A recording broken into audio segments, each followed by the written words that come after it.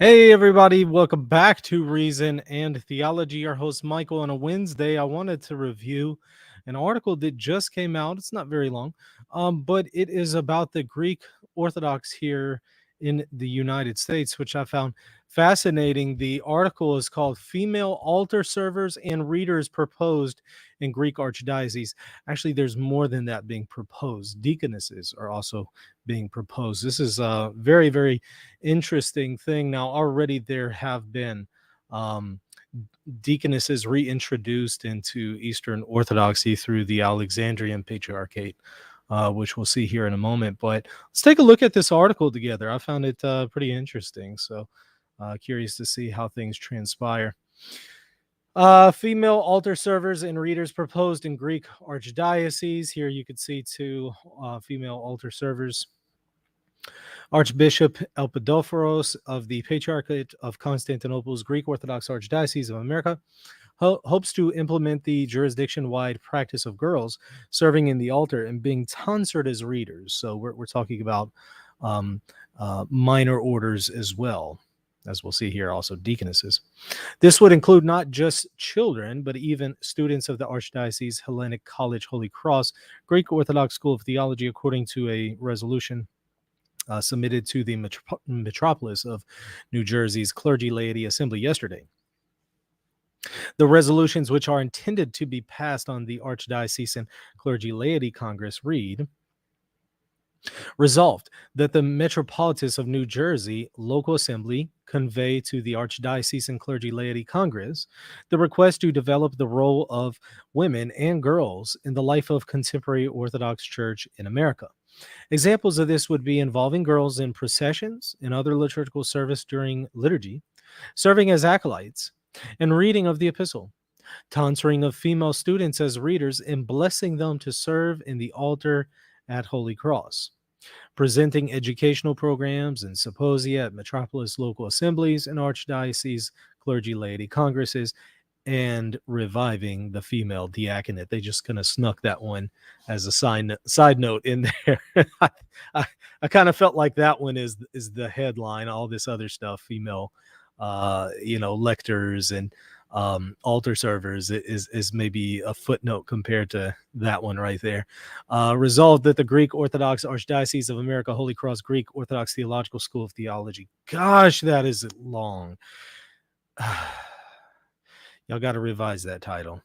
Theologians and other academics work to form a committee responsible for executing a plan for developing the role of women and girls in the life of the contemporary Orthodox Church in America, and presented to the next Archdiocesan Clergy Laity Congress.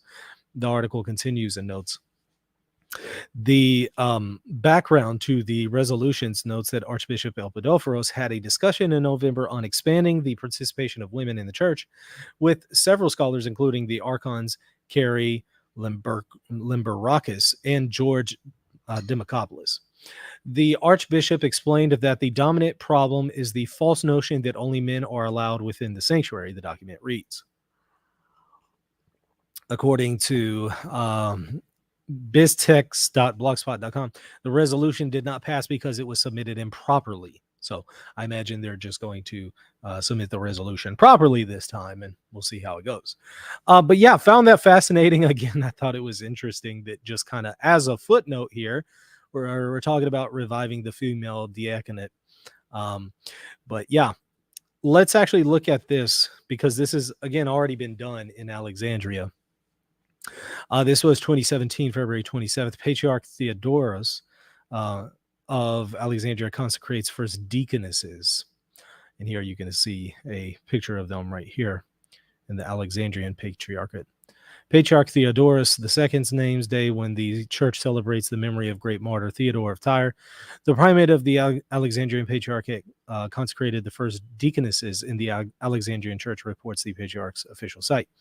As previously reported, the Holy Synod of the Alexandrian Church decided at its November 16th session to restore the ancient institution of deaconesses, forming a committee to thoroughly study the issue.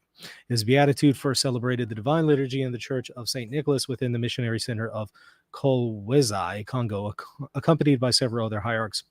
During the liturgy, the Patriarch ordained Archdeacon Ioannis of the Holy Metropolis of katenga to the priesthood. Following the liturgy, his beatitude celebrated the consecration of the abbot of the holy monastery. Let's see. Next, he also consecrated the catechist Theano. Let's see what else we have here. And further read the prayer for entering the ecclesiastical ministry for 3 nuns and 2 catechists to assist in the metropolis missionary efforts, especially in the baptisms of adults and marriages, as well as with catechism. This is the first time that such blessings have occurred in the history of the African mission.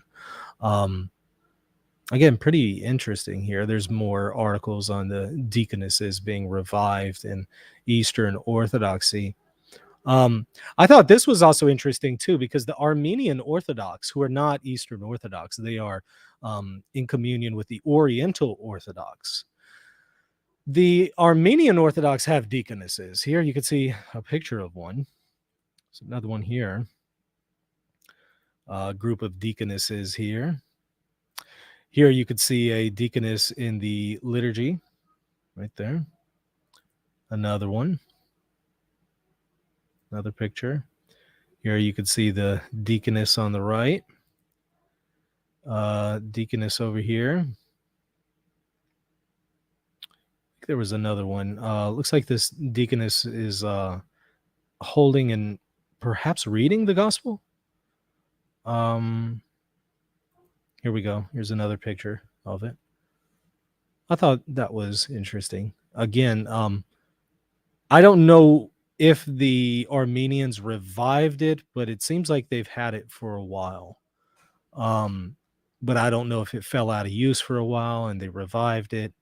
But it's a pretty fascinating thing to see when you start to type in Eastern Orthodox or Oriental Orthodox or Armenian deaconesses. You start to see all kinds of stuff coming up.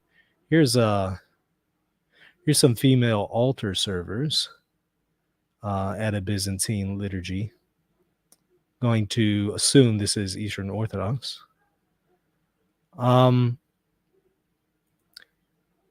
Yeah, some more pictures on this one. I wanted to also point out these pictures. Let me pull them up.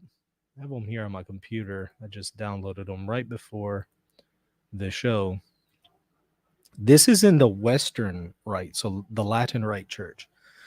This is a Benedictine abbess, so the head of a convent, Benedictine convent.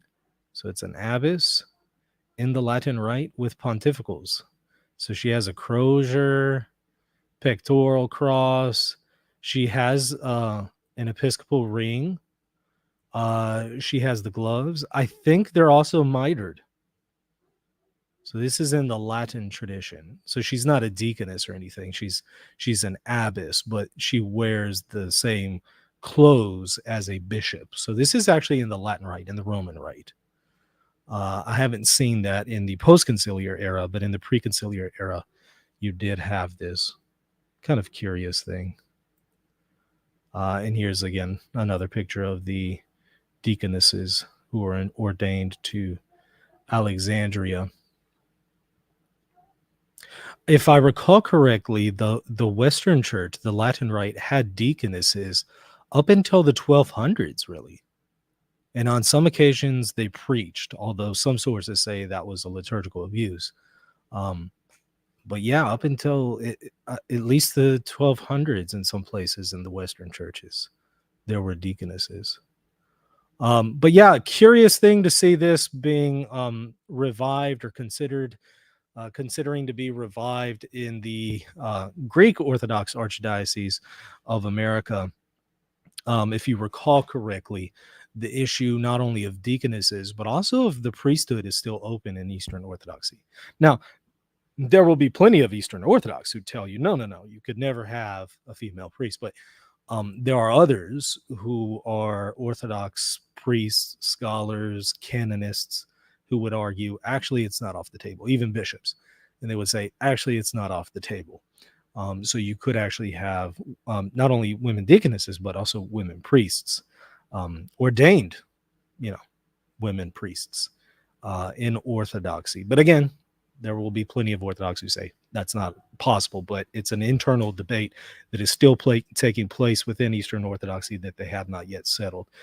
In Catholicism, it's of course excluded. There could not be ordinations to the presbyterate of a female. You can see, for instance, ordinatio sacerdotalis. But yeah, like I said, curious development taking place here. I want to see how this unfolds, but I definitely wanted to bring it to your attention as it's unfolding. Anyways, let me know what your thoughts are about this. Put it in the comment section. Do you think it's a good thing? Do you think it's a bad thing? I'd love to hear your thoughts. Again, put it in the comment section and hit the like button and the subscribe button. Also, check me out, patreon.com/reason and theology, if you want to get access to some extra exclusive content. And of course, it will support me in what I'm doing here with Reason and Theology. So if you have benefited from the show and you like it, definitely check it out. All right, we'll see you later. God bless. Hey, everybody, just wanted to tell you about my new free ebook, Church Chaos, Biblical Insights for Confused Catholics. If you are a confused Catholic and you're thinking about leaving the Catholic Church, or you're thinking about converting to the church, but you see that there's a crisis in the church and you're just unsure, this is the book for you. Again, it is free. Just simply go to reasonandtheology.com. You'll see a pop-up that comes up on your screen. Just simply click on it and you'll put in your email and it will provide you the free PDF ebook right then and there. Please check it out if you're confused about the situation in the Catholic Church today. reasonandtheology.com.